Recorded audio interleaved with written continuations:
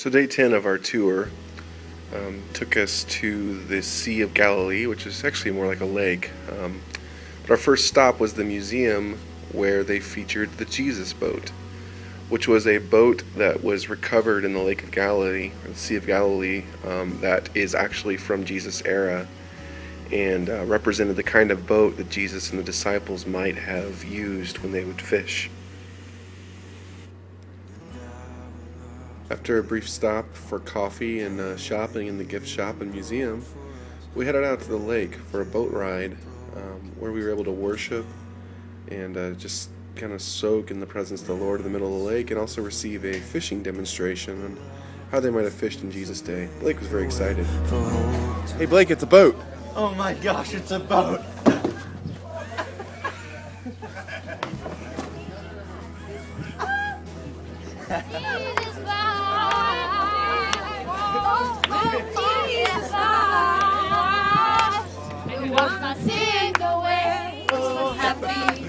So today we're going on a tour of Galilee via boat. It'll be pretty fun. They're in a good mood. We're in a good mood. It's a happy day. Bloated seal that was like in between the boat and the dock, and it was keeping the dog. I don't know. It was acting like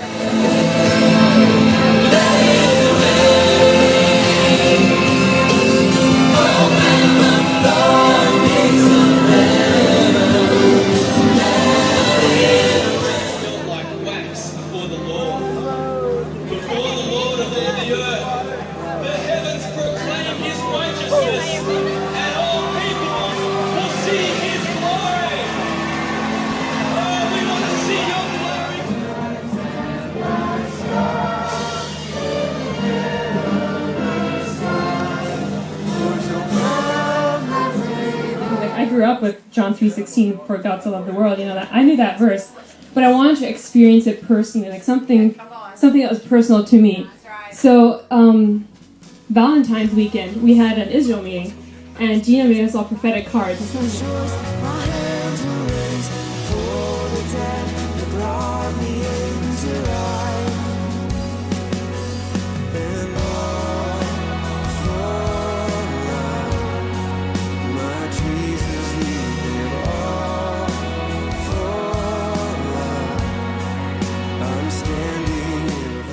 Go. it's okay, Blake. We'll want another boat someday. Okay. 10 boats.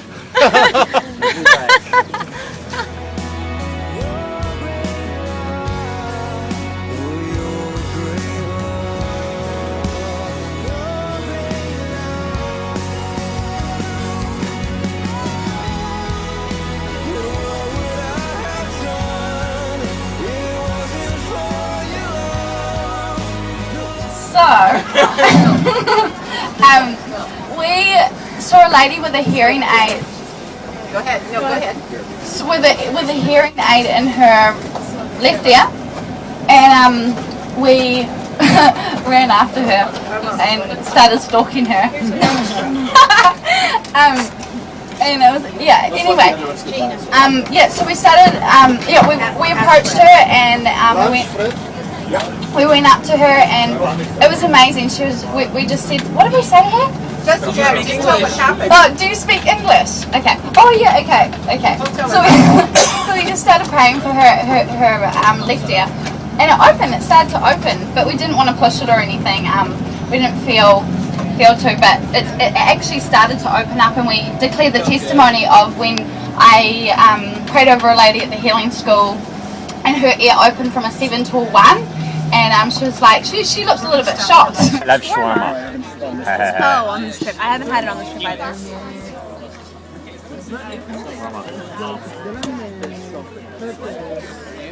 My drink is so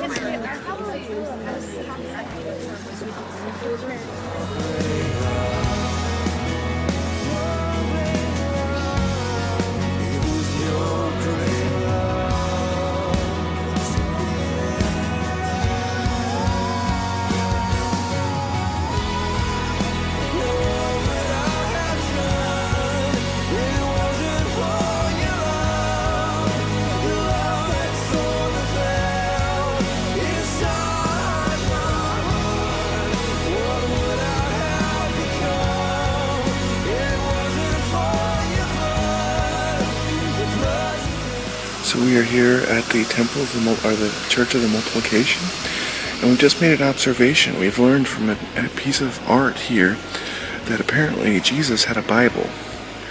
And we also learned the secret to multiplying fish and food is to make the Jesus fingers.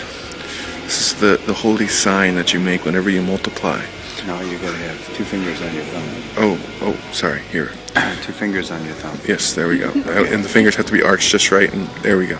And we're not really sure of the accuracy of the fact that Jesus had a Bible. I would question that. Yes, if so, true. we should find the artifact. That would be amazing. Yeah. He had the entire New Testament before it was written. Right.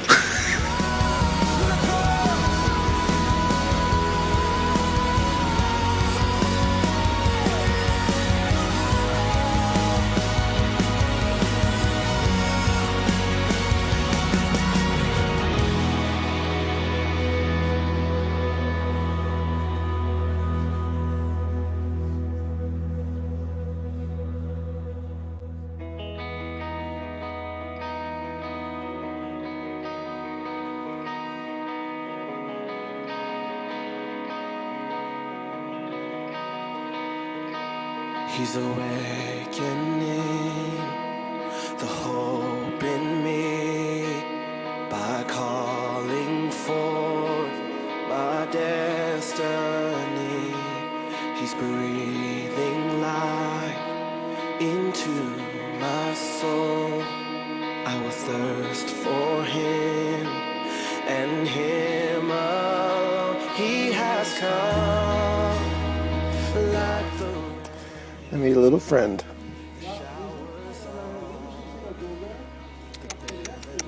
Kitty, kitty, kitty.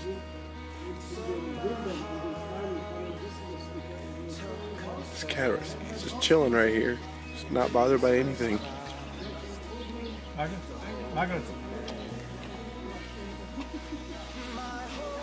One, two, Kate, Les. I got that. Okay, Les, you have to stand like this. You have to look as holy as possible. Thank you. anchor, never shaken. All my hope is in you. He's awakening the hope in me by calling forth my destiny. He's breathing life into my soul, and I will thirst for him and him alone. He has come. It's really impacted me, and for like just even healing my heart, like in areas of like brother relationships and stuff, and like it's amazing. I feel totally loved. But yeah, like all of you guys, you're awesome, and the woman, like you're amazing too. We're all amazing. It's incredible to see like just what everyone carries, and just watch you guys, and yeah, I've had a lot of breakthrough with that. I mean, I've had breakthrough every day, but you know, it's just today's been like I've never, like this whole trip has been, I felt closest to Jesus today all of today, and it's been kind of a struggle for me, like over just being in a whole new atmosphere and a whole new place, and it's kind of like, oh my goodness, mate, like I don't know, it's just, I've been like crazy in my head, and like there's just so much going on spiritually, emotionally, and today it's like everything flipped, and it's like, yeah, that's good. I started singing, and I was just watching some of the other group, and I could just feel the tension. There were some people, they were hopping sides.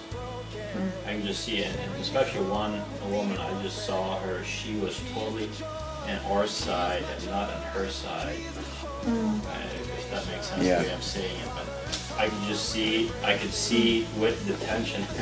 I mean, like they were being pulled to the joy. And I felt like that Jesus was the winner in Yeah, good.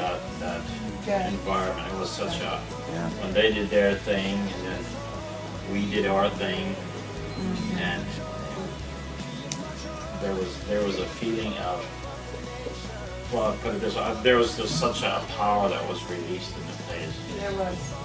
Yeah. Yeah, thanks for starting it, Abby. That was the perfect song. Yeah, it was. Right. It is the ministry that we're supposed to do here. I would that we would all come to a place of understanding that there's so much more than the physical involved in ministry. When you walk through that place, if you're speaking in tongues or whatever, you're releasing. As you worship, you're doing warfare. You're doing so much in the spirit realm. Don't get caught up in the mindset that, we only prayed for one person today. Dang, that wasn't enough. We've got a quota of 5 people? I mean, where does that quota end? Because the enemy can totally take you to a place of performance if we have that mindset. And I love praying for people, but let opportunities happen. Don't make them happen, but be very aware of what your impact is in the spirit realm. Because you guys are all so full of the presence of the Spirit as you release it. No matter where we go, man, we're attracting angelic powerfully. That's right. So. Areas or realms which I've just stayed away from. And part of that has just been like the whole Catholic thing, because I've grown up in a sort of Catholic Muslim background, which is so religious and so devoid of relationship. And so when I came to the Lord, like a few years ago, I had all this animosity against Catholics and my family, and I would just stay away and never want to enter a church with them or never want to go for a service. Wow. And today, without even realizing it, I could be in all these places and I had freedom and I had peace. And I could say, like, I can join in these people and know that they want to know God. Yeah. They just don't have that revelation. And I can honor them and not have any judgment against them because their eyes haven't been opened. Because my eyes weren't opened, but God found me and He will find them. And so it's just yeah. I liked when we walked into the Jordan River place. Right when I got in the store, I could feel the presence of God, but it was like all these religious people, so it just showed me that you can still abide in God's presence, but be religious, and I like that. Did you push the right button? Oh, you know what? I think I need to press it one more time. Yeah. Hold on, wait. No? Yeah. There. Okay. There we go. We get more that way. It's quality.